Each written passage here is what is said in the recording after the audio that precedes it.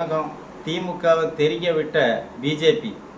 திமுக காரன் எப்போவுமே இங்கே அரசியல் நிறையா பண்ணுவாங்க. ஏன்னா மத்திய அரசு அங்கே பாராளுமன்றத்தில் என்ன நடக்குதோ அதுக்கு பிஜேபிக்கு எதிராக இங்கே கோஷம் போடுறதா இருக்கட்டும், ஒரு போராட்டம் பண்ணுறதா இருக்கட்டும், இந்த பொம்மைங்களை எரிப்பாங்களே இவங்களுக்கு இதுதான் வேலை.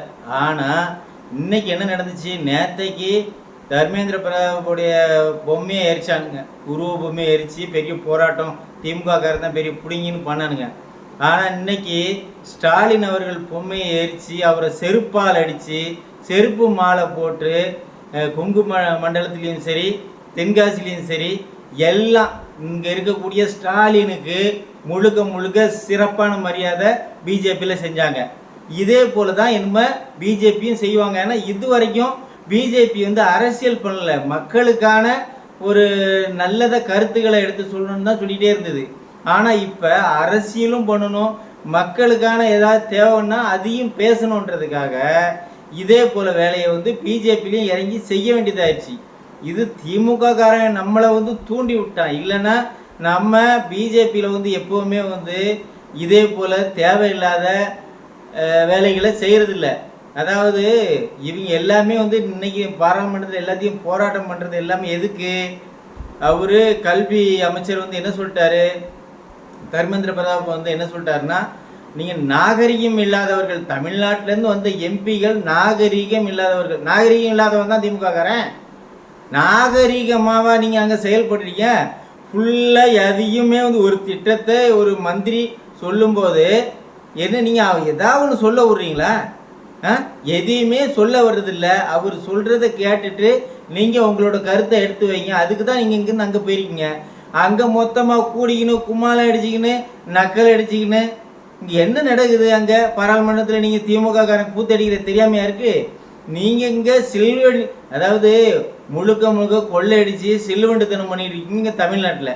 அது எல்லா நாட்டுக்கும் தெரியும், எல்லா நம்மளுடைய மாநிலங்களில் அத்தனை பேருக்கும் தெரியும். நீங்கள் அங்கே உள்ளார இருந்துட்டு நீங்கள் பெரிய 39 பேர் 40 பேர் இருக்கீங்கன்னா பெரிய பிஸ்தா கிடையாது நீங்களாம்.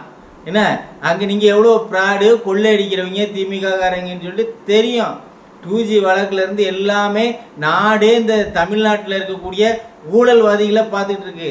தமிழ்நாடுனாலே ஊழல் அப்படின்ற மாதிரி அங்கே இருக்குது. ஏன்னா நீங்கள் திமுக காரன் அடித்து ஊழலை பண்ணுற கொள்ளை அடிக்கிறத பார்த்துக்கிட்டே இருக்காங்க. ஏன்னா தமிழ்நாட்டிலேருந்து வர்ற அத்தனை எம்பியும் ஊழல்வாதிங்க தான் அப்படின்னு. நல்லவன் போனால் கூடி கெட்ட பேர் தாண்டா இந்த திமுக காரனால. நாகரீகம் உங்களுக்கெல்லாம் என்ன நாகரீகம் தெரியும்? நீங்கள் நாகரீகம் தெரிஞ்சுன்னா இங்கே இருக்கக்கூடிய எவ்வளோ பண்ணியிருப்பீங்க? நீங்கள் சட்டசபையில் எவ்வளோ வேலை பண்ணியிருப்பீங்க? ஜெயலலிதா அம்மாவுக்கு எவ்வளோ பண்ணியிருப்பீங்க?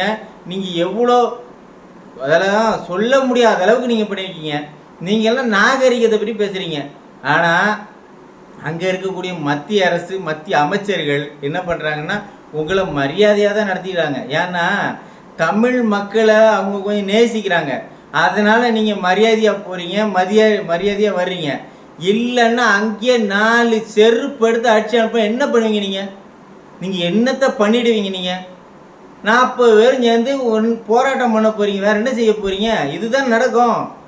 அவங்க 50 பேர் சேருவாங்களே, நீங்கள் 40 பேர்னா அவங்க 50 பேர் வந்தால் நீங்கள் 50 பேர் அவங்க 100 பேர் வந்தால் என்ன பண்ணுவீங்க? அவங்க தான் இருக்காங்களே பாராளுமன்றத்தில், உங்களை விட அதிகமாக என்ன பண்ணுவீங்க? இந்தி எதிர்ப்புன்றீங்க. இந்தியை அத்தனை பேர் அவங்க இந்தி மாநிலம் அத்தனை பேரும் ஒன்று சேர்ந்தாங்கன்னா நம்ம என்ன ஆகுறது? நீங்கள் 40 MP எங்கே பிடுங்கியா போவீங்க? இதில் இங்கே சேகர் பாபு அவர்கள் என்ன பேச்சு பேசியிருக்காருன்னா, நாங்கள் எச்சியை கூடி ரோட்டில் துப்ப மாட்டோம், அவங்க வீட்டில் பாக்கெட்டில் துப்பிப்பாங்கன்னு நினைக்கிறேன், ரோட்டில் துப்ப மாட்டோம். ஆனால் இவனுங்க வீட்டுக்குள்ளாரே பான்பராக துப்பானுங்க. ஆனால் அவனுங்க அப்படி தான். இந்த இந்திக்காரனுங்க இங்கே கலாச்சாரம் வீடை பூரா நாடே நாத்தி தான் வச்சுருக்கானுங்க, எல்லா இடத்துலையும் பார்க்க போட்டு. ஆனால் இந்த பாக்கை விற்கிறது யாரையா? நீங்கள் தமிழ்நாட்டில் இந்த பாக்கு கோயில விற்கிறது யாரு? உங்கள் கவர்மெண்ட்டு தானே. உங்கள் கவர்மெண்ட்டு தானே முழுக்க முழுக்க விற்கிறதுக்கு விட்டுட்டு உட்காந்துருக்கீங்க. அதுக்கு தடை பண்ணு சேகர் பாபு அவர்களே. நீங்கள் அது தடை பண்ணுங்க. எங்கே பார்த்தாலும் ஆன்ஸு, எங்கே பார்த்தாலும் பான்பராக்கு பாக்கு புயல கஞ்சா. உங்கள் அரசாங்கத்தில் முழுக்க முழுக்க இந்த போதைப்பொருள் கலாச்சாரம் தான் ஓடிக்கிட்டு இருக்கு. அவங்க மேலே என்ன தப்பு? நீ அவங்களுக்கு தான் கிடைக்குது. அவன் பாக்கு புயல போடுறவன் போடுறான், துப்ப தான் செய்வான் ரோட்டில். இன்னும் பேங்கில் போய் அவன் போட்டு வைப்பான். இவங்க அதாவது இவங்கெல்லாம் பெரிய ஞானி மாதிரி பேசுறது சேகர் பாபு அவர்கள். அமைச்சரே, நீங்கள் பேசும்போது முதல்ல உங்களுடைய மாநிலத்தில், உங்களுடைய நம்ம மாநிலத்தில் நீங்கள் என்ன பண்ணிக்கிட்டு இருக்கீங்கன்னு பாருங்கள். போதை பொருளை விற்கிறதே உங்களுடைய குலத்தொழில் மாதிரி வச்சுக்கிட்டு இருக்கீங்க. ஃபுல்லாக சாராய கம்பெனி பூரா உங்கள் திமுக காரங்க தான் அத்தனை பேர் வச்சுட்டு இருக்கீங்க. இப்போ எவ்வளோ ரைடு டாஸ்மார்க்கு. உங்களுடைய கவர்மெண்ட்டே காலியாக போகுது. அது இப்போ ஒரு வருஷத்தில் இருக்கும்போது இப்போ கவர்மெண்ட்டை கலைக்கணுமான்னு பார்க்குது. ஆனால் அரெஸ்ட்டு நிச்சயம். திமுகவில் யார் யார் மகனா அப்பாவா அப்படின்றது தெரியல. அமைச்சர்கள் பல பேர் இருக்காங்க. ஆனால் தலை கிச்சன் கேபினெட்டில் இருக்கக்கூடிய தலை 2 இருக்குல்ல, பையன் அப்பா, அதில் 2 பேரில் ஒரு ஆள் நிச்சயமாக உள்ளார போகிறீங்க. பார்த்துக்கிட்டே இருங்க. நீங்கள் பண்ணக்கூடிய அயோக்கியத்தனம் எல்லாத்தையும் மத்திய அரசு கண்காணிச்சிக்கினே இருக்குது. மத்திய அரசு என்னைக்கு உங்களுக்கு ரிவீட் வைக்க போதோ அன்னைக்கு வைக்கிற அன்னைக்கு ஃபுல் ஸ்டாப். உங்களுக்கு முடிஞ்சது கதை. அதுக்கப்புறம் உங்களுக்கு அதாவது கட்சியே இல்லை.